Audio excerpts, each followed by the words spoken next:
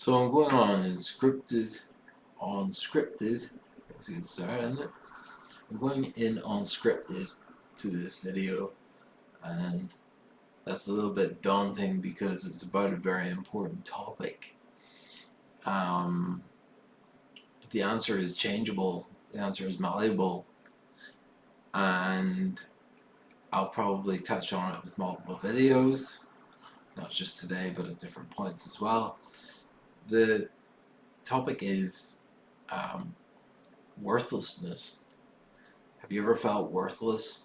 Have you ever felt that, even if you've got a job, as a cashier maybe, or an executive, the owner of a company, a builder, uh, a dragon with multiple businesses sitting on a mound of gold?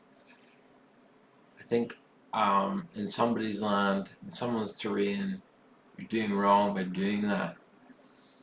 Successful people in a capitalistic society are often viewed as pigs or swine. Um, you don't get to the top through completely clean, transparent means, do you know? There's always going to be that element of deception. And maybe you're a minister on a down low time, receiving temptations from the devil that say, well, what's your purpose even? Have you led that many to the God? Your congregation is dwindling, it's shrinking, and for a holy man like myself, different kind of holy man to a priest or a vicar or a minister, it can hit in a different way whenever this is implied to me. Definitely when there were negative celestial forces against me, they really honed in on this one. They really started to call me useless or a waste of space when I knew I wasn't. And what are you doing with your life and things like that. So maybe a little bit of devil's advocacy is needed here. These are important questions. They need answers. Am I a waste of space? Absolutely not. Now, a cheeky answer would be, you see that fan over there? It takes up about, I take up about 2 of those fans.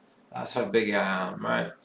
That would be the space for me to waste. Oh, ha ha, Richard, you know what we really mean? Well, honestly, who am I speaking to? Is this a bricklayer? Is this a cult member? You know, what I'm trying to imply here is, I'll cut straight to the bone nakedly, is the point is, at its core, what isn't a waste of space? This is a recipe for nihilism. As you can see, behind me, I paint from time to time. I build models. I enjoy life. I say my prayers. I eat my dinners. I'm a good guy. I provide others with company.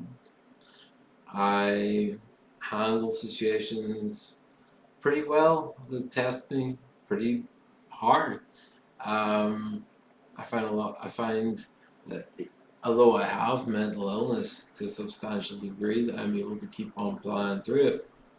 Grateful for every last thing done for me. I'm grateful, beyond grateful, for every penny that's been spent on me or sent to my bank account. None of this is wasted for me, and the things I buy with it might be seen as waste of space themselves, but it's great stuff. I recognize that sometimes it can feel a bit excessive, but I still like to buy stuff because I like good things. And I'm good at looking after my things. I'll very, very rarely break something, even by accident. it's much more likely I'll lose it or give it to somebody who needs it more for a fair price, or I'll just give them it depending on what it is. It wasn't too expensive. Um, so how often, I wonder, do people get around my age, especially early 30s or above or below that by about 10 years? So 20s to 40s.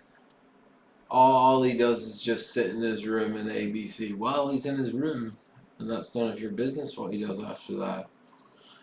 You know what I mean?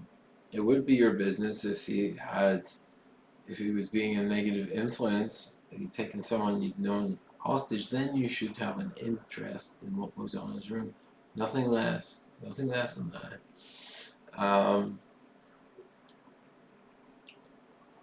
Are you calling a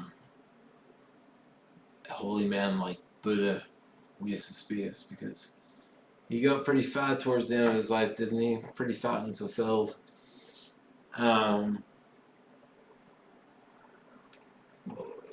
Anything at all could be a waste of space. Anything at all. Probably. I'd like to show off some things, but you know what? That's not a virtuous thing to do. I appreciate virtue.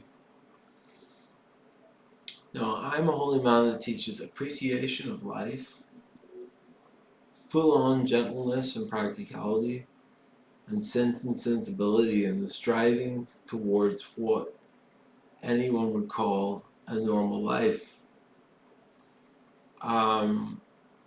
It's about finding that common consensus about what is normal. You always get that. What would a normal person do? What does normal mean? Sure, none of us are really normal. I think one of the most brutal texts was in the dictionary where it said without defect. I definitely am with defect because of my mental condition of what they all say is paranoid schizophrenia. I don't have a strong argument against that I did 10 years ago or throughout any of my 20s. And what a person can do, when in my situation, I've tried many things. I'm not even a jack of all trades. I just know my own way around my own little world, and a lot of that is holy. A lot of that is holy. The things I've been through, the gifts I've been given, who's listened to me, what the effects have been. It is the influence of a man who is holy. Now, never have I tried to deceive anybody. And I'm not putting down people who deceive other people, because I know deception is a form of wisdom. People can't be trusted with the full truth all the time. In fact, most people probably can't be trusted with truth. Truth is one of the most dangerous assets on the planet. And if you know too much about something or other, it puts more than you in danger. You know what I mean? First of all, it's immoral to break trust. And second of all, it's detrimental to you and the person you are betraying, because that's what broken trust is, betrayal.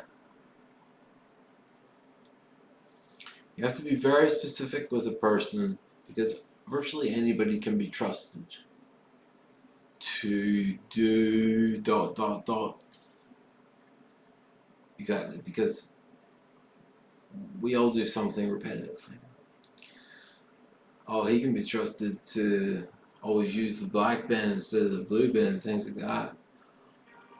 Well, if that sounds more like you, you should start building character, I guess. But, you know, I feel like I've kind of exhausted this topic, honestly. Build character. It sounds like a good note to end on. I'll heed my own advice as well. Over there above the fan, you can't really see it, but there's a little curved object here. This is just a piece of paper that I rendered into a glyph. It said uphold your word, and I'll stick to that one. As long as I uphold my word,